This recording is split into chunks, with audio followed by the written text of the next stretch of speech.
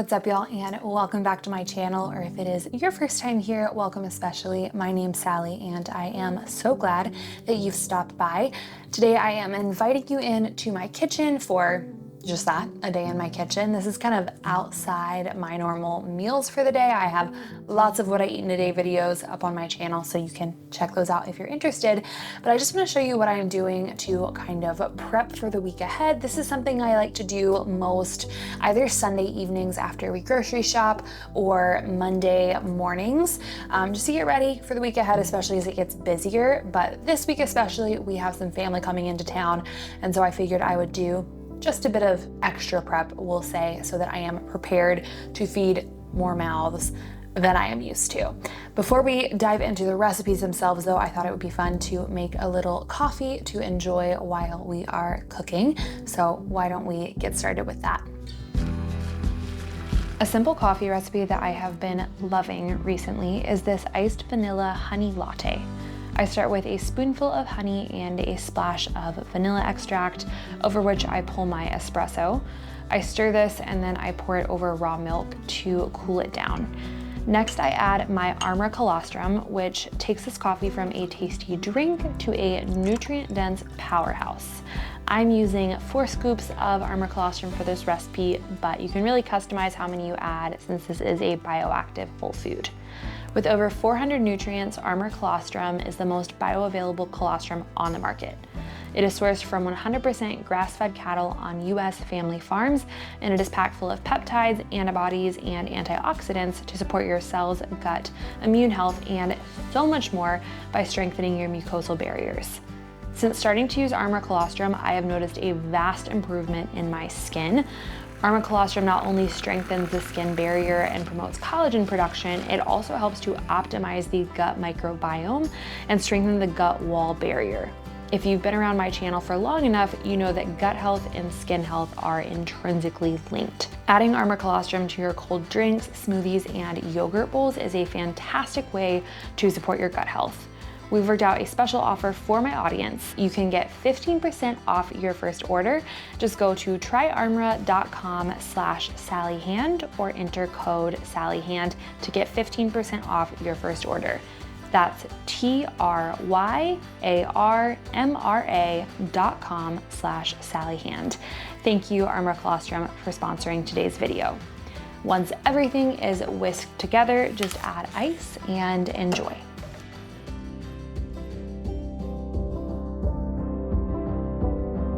Coffee is secured. We're gonna get started by making some sourdough English muffins. I need to make these first because my sourdough starter is about to overflow. It started at the top of the blue tape and now it is almost to the top of the jar, so it's doing well, to say the least. But I'm gonna use these English muffins for like breakfast sandwiches over the course of the week. I think they'll just be really helpful to have on hand. This sourdough English muffin recipe is from Little Spoon Farm, and if y'all have been here for a while, you've probably heard me talk about Little Spoon Farm before or share some of their other recipes. I just find that this blog has a ton of really fantastic sourdough recipes. So starting out, you are going to need your fed sourdough starter. I fed mine early this morning and got started on it later in the afternoon. So you need 100 grams of that active sourdough starter. And this is a super simple, easy to put together recipe. It also freezes well, so you can make these in advance and use them for sandwiches or just have them on hand. But anyway, you're going to use 100 grams of that sourdough starter, 20 grams of honey. I add 240 grams of milk, 360 grams of all-purpose flour, and then 5 grams of salt. The recipe does say to use cornmeal for the cooking process. I just don't do this because I don't usually keep cornmeal on hand and it works just fine for me. Then I'm going to plug in my KitchenAid and get this all set up with the dough hook attachment. I get the bowl onto the KitchenAid as one does, and then you're just going to knead it until it starts to come together. really just until well combined. After this, I am removing the dough from the hook. I am just going to throw a towel over it, and I'm going to set this aside for about 30 minutes to an hour while I get started on something else. So I wanted to make a fun frozen but high protein treat. I tried out something new using my ice cream maker. I did 2 cups of Greek yogurt to 1 cup. It was like a heaping cup of frozen fruit. And I added this all to my blender. The fruit I used this time was a strawberry kiwi blend.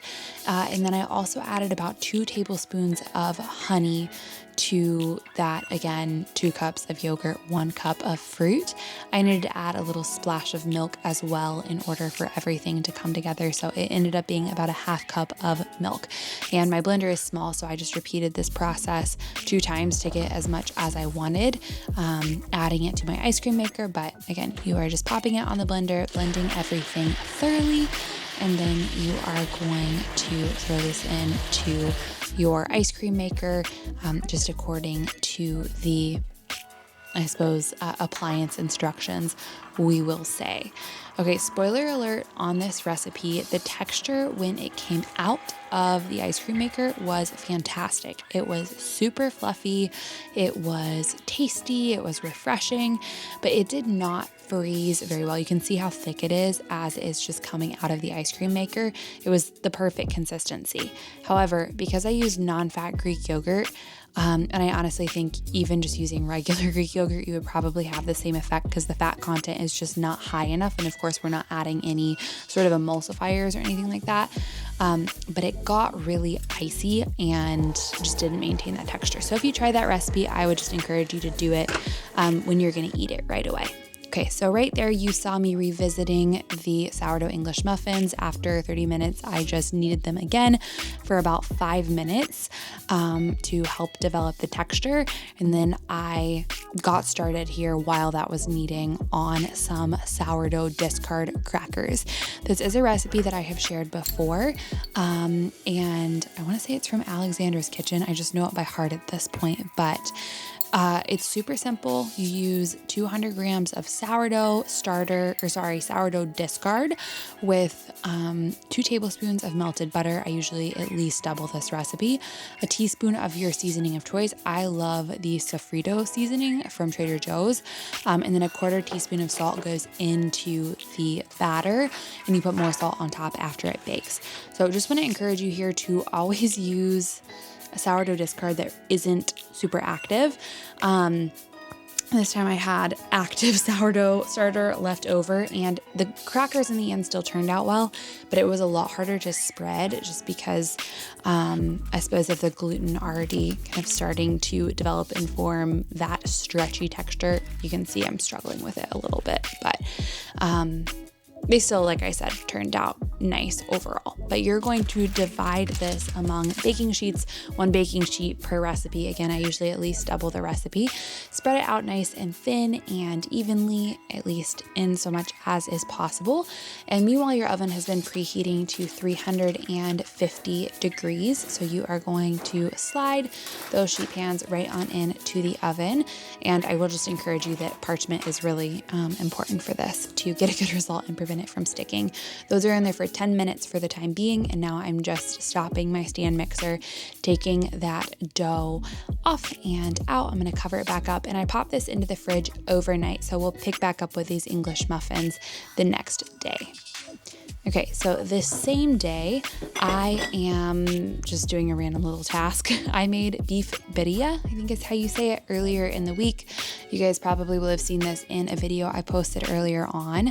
It was phenomenal. Just a long braise with some grass-fed chuck roast. It was so good, but I had all of this sauce left over. And so I decided, I've done this with other things before, it works really well. I was just going to save the sauce, pop it into the freezer, and then get another chuck roast and simply reuse it. So that's a little hack if you want to save money and not waste ingredients like this that you might not just eat completely on their own, is just freeze the sauce, pop it back into the crock pot, into another braising pan, and simply reuse the sauce.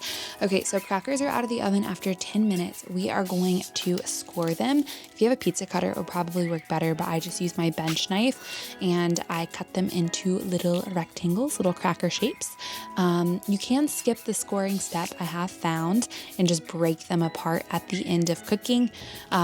Both options work fairly well, but I like the more uniform shape from cutting. And then you're going to sprinkle with about another 1/4 teaspoon of salt per recipe. I don't really measure this. I just give it a gentle sprinkle with coarse sea salt.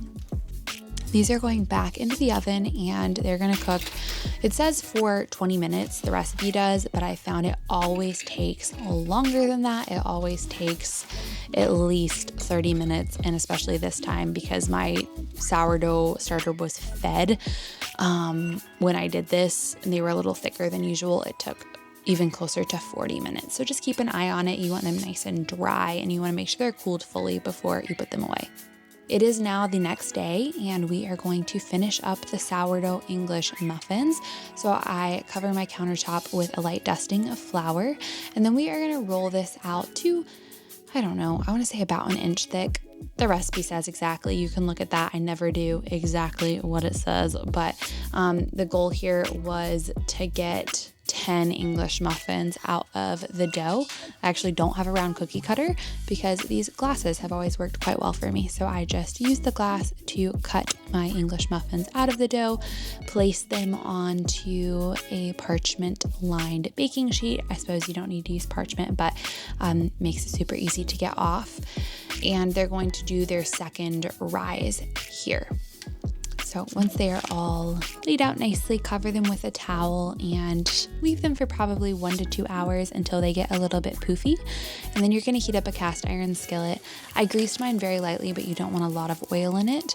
And I didn't add any more oil throughout this process, just to be clear. So toss as many English muffins as will fit without touching each other onto your skillet.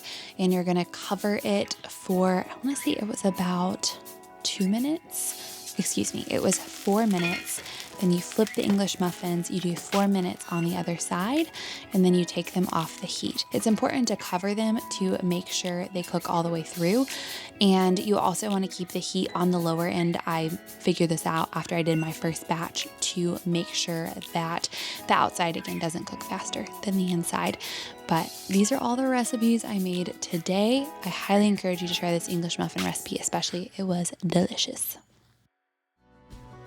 Well, that's it for today, y'all. Thank you so much for watching. Please remember to subscribe to my channel, like this video, and go check out Armor Colostrum, code SallyHand for 15% off. Until next time, bye y'all.